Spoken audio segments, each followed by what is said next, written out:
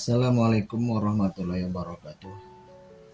Saudaraku, saudariku dimanapun kalian berada, saya selalu doakan semoga kiranya Anda semua dalam keadaan sehat, dimudahkan segala urusan, baik urusan dunia terutama urusan akhirat, dimudahkan dalam mencari rezeki, dikaruniai panjang umur, kemudian berkah dalam setiap hela napas.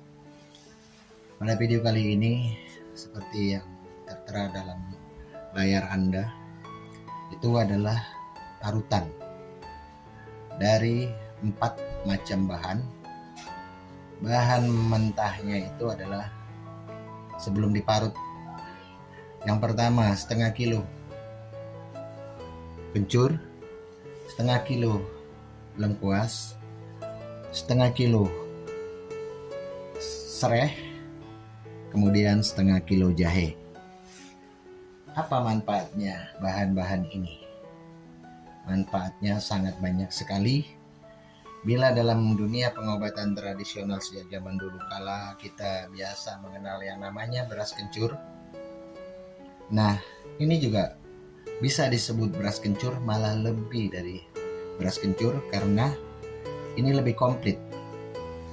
Jika beras kencur fungsinya biasanya untuk mengobatin memar, lebam, bekas kesleo, kecengklak, memar terpukul, kemudian juga berguna untuk mengobati atau menghilangkan bagi mereka yang badannya sering dingin, bisa juga disebabkan badan tuh atau bagian punggung sering dingin atau sekujur badan kerap dingin, susah hangatnya.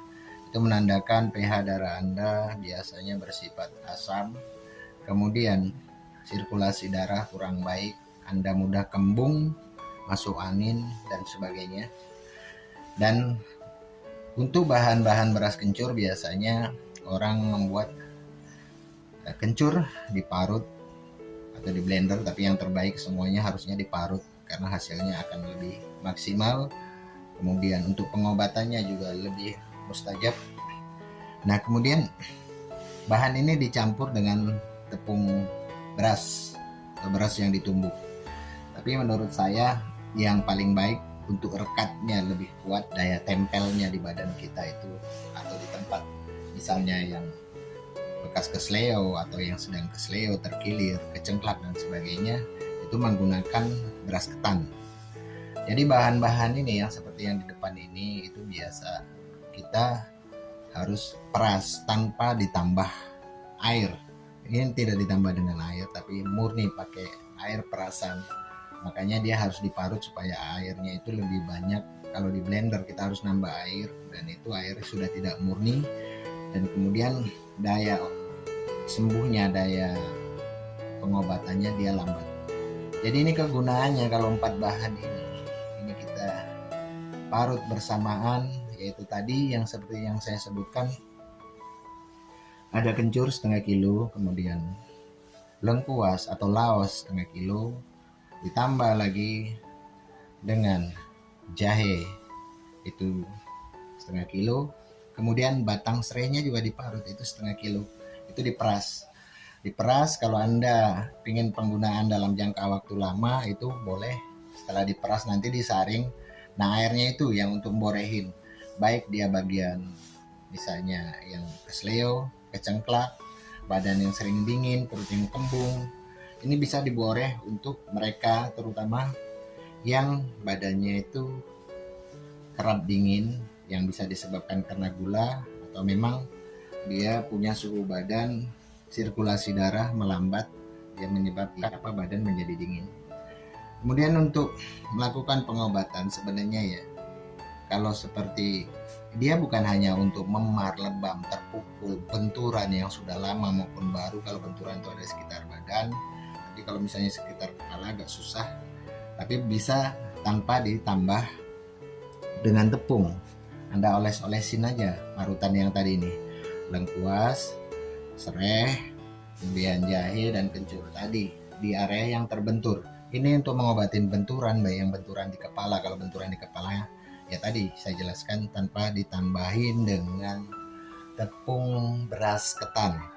Kalau di bagian badan boleh Anda tambah tepung beras ketan dan dia bisa disimpan dalam kulkas itu lama airnya ini, ataupun kalau sudah Anda campur dengan beras ketan itu bisa disimpan lama, waktu yang lama. Tapi kalau misalnya Anda ingin mengeraskannya untuk jangka waktu berapa lama, ya banyakin aja tepungnya, nanti Anda bentuk seperti ragi, bundar-bundar seperti kancing baju seperti itu ya. Nah, terus kemudian ini sangat efektif sebenarnya untuk mereka yang kesemutan kakinya, jari-jarinya, jari kaki kanan kiri, atau kesemutan sampai ke arah betis, sampai ke paha sekalipun, atau kemudian ada mereka yang kesemutan saraf tepinya kurang berfungsi baik, makanya kesemutan di bagian lengan tangan, jemari kaki.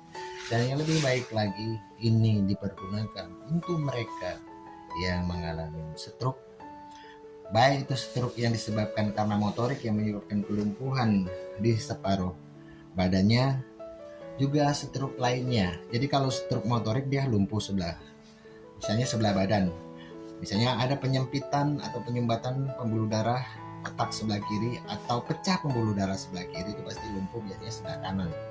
Demikian juga sebaliknya, sering saya katakan bahwa kalau lumpuh badan sebelah kanan berarti otak kirinya ada penyumbatan di situ. Ada juga karena penyempitan, juga ada karena pecah pembuluh darah di otak kanannya, lumpuh sebelah kiri. Nah, itu diborehin separuh badannya. Kenapa? Itu untuk memulihkan kondisi yang tadi. Sebab kalau misalnya orang lumpuh, stroke, itu saraf motorik, mau dia stadium 1, stadium 2, stadium 3 dan seterusnya, itu powernya hilang.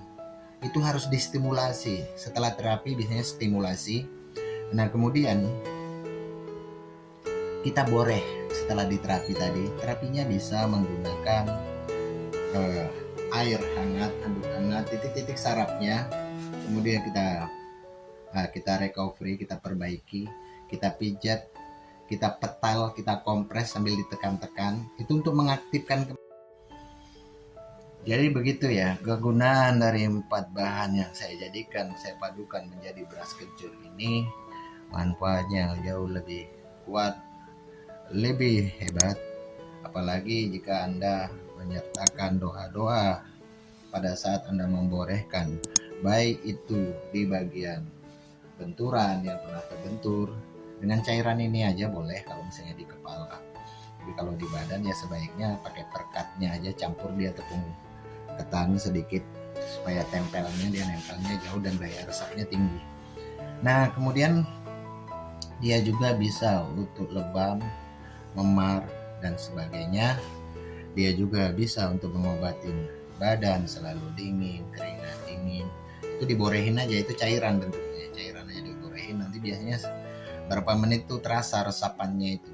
Jadi ada sebagian orang yang mengatakan, wah saya pakai obat tuh nggak ngaruh, saya tempel. Saya ngomong, orang itu mengatakan biar saya tempel aja katanya.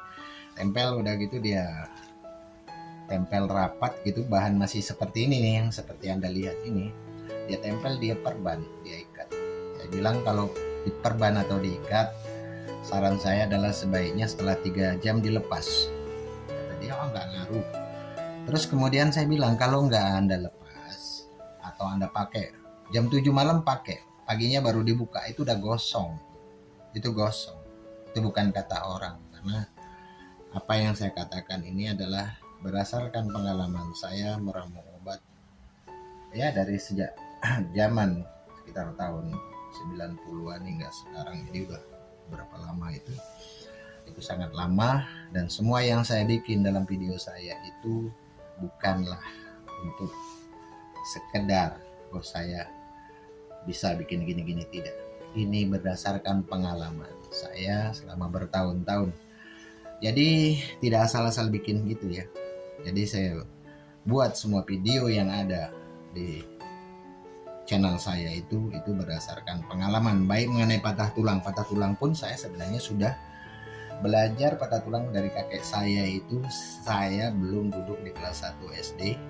Kemudian saya belajar herbal itu selama lebih 3 tahun juga kepada seorang yang profesor yang sekarang sudah nggak ada. Nah terus kemudian saya belajar juga masalah mengurus merawat bayi, memijat bayi dan segala macam segala pijatan itu dari nenek saya yang memang parazi itu seperti dulu zaman dulu dukun bayi. Jadi kalau misalnya orang lahir itu misalnya sungsang kakinya keluar dulu, nggak pakai kayak sekarang harus disesar, tangannya keluar dulu atau pantatnya bayi keluar dulu itu sesar. Kalau nenek saya polanya itu diputar, jadi ada doa.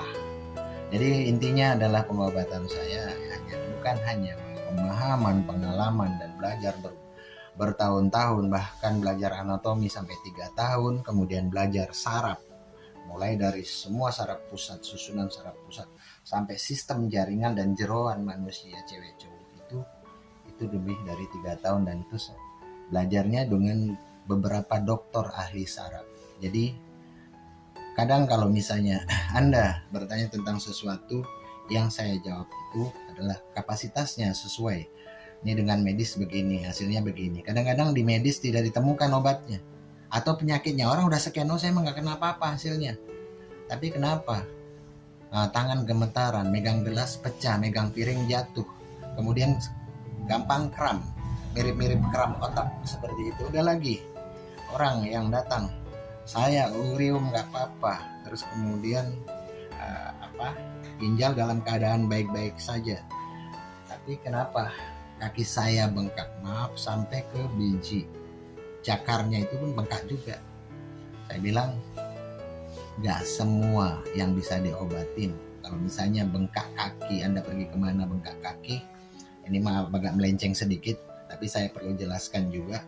Saya bilang itu obatnya simple, tapi mereka tidak percaya. Kalau Anda bengkak kaki berarti ada masalah di saluran ginjalnya, ada yang nggak benar.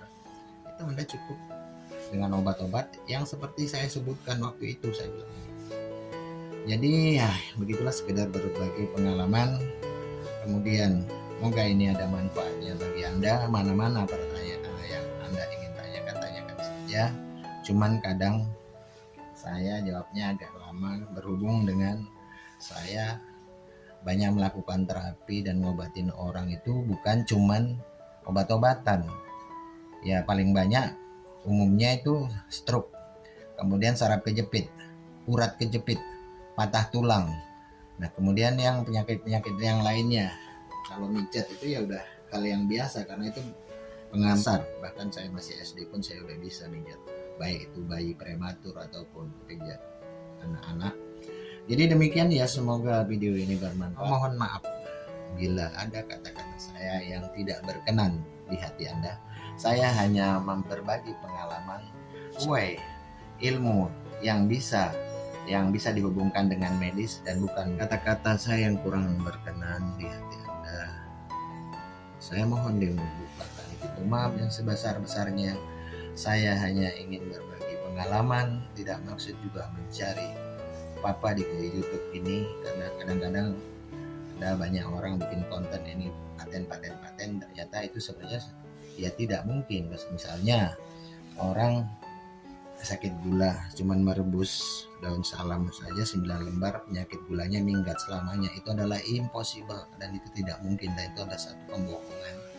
Jadi saya nggak mau sebutkan, tapi saya ingin berbagi pengalaman ini murni karena panggilan hati nurani.